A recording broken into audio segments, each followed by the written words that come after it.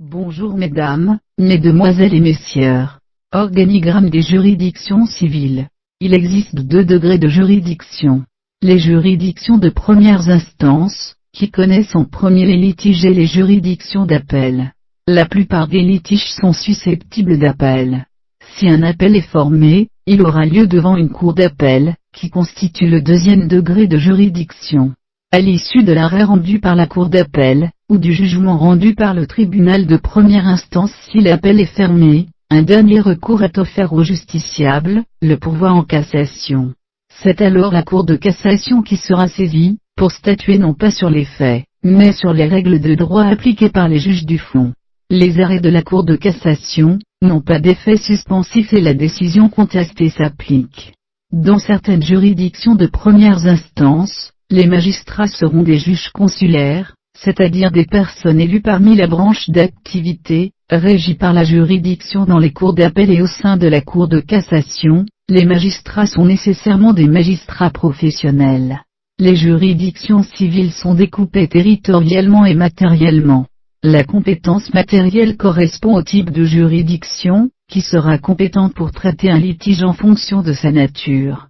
Par exemple, pour un litige relatif au contrat de travail, ce sera le Conseil des prud'hommes qui sera compétent, alors que pour une vente immobilière, le tribunal de grande instance sera compétent. La compétence territoriale correspond à la juridiction qui sera localement compétente. Par exemple, pour une vente immobilière à Grenoble, ce sera le tribunal de grande instance de Grenoble qui sera compétent, et non celui de Lyon. 1. Compétence matérielle. Le tribunal de grande instance, est la juridiction de droit commun du droit civil français. Il laisse toutefois une partie de sa compétence au tribunal d'instance et au tribunal de proximité en fonction du taux de ressort, c'est-à-dire du montant financier réclamé par une partie. Les autres juridictions sont des juridictions spécialisées, qui connaissent de litiges spécifiques. En plus de ces compétences matérielles, certains tribunaux, comme le TGI de Paris, ont des compétences d'attribution, comme par exemple en matière de brevets. En principe, il existe seulement une juridiction compétente matériellement pour connaître d'un litige.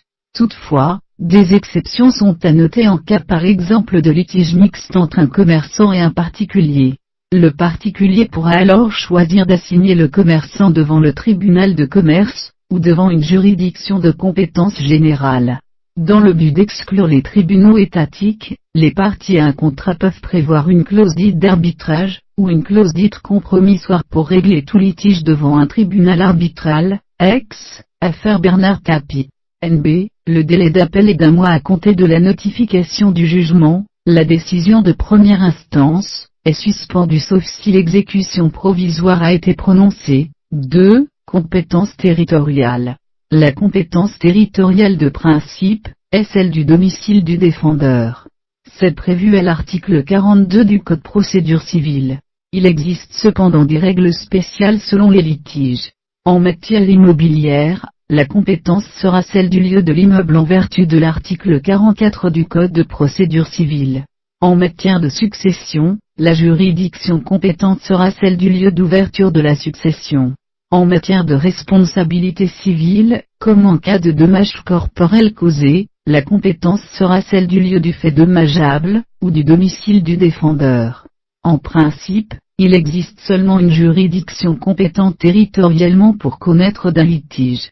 Cependant, il existera parfois des options de compétence pour une partie, comme en cas de responsabilité civile délictuelle. Très souvent, en matière contractuelle se trouve insérée une clause dite de compétence territoriale. Elles sont valables uniquement entre des personnes ayant toutes contracté en qualité de commerçants. À défaut, la clause sera écartée. Je vous en remercie.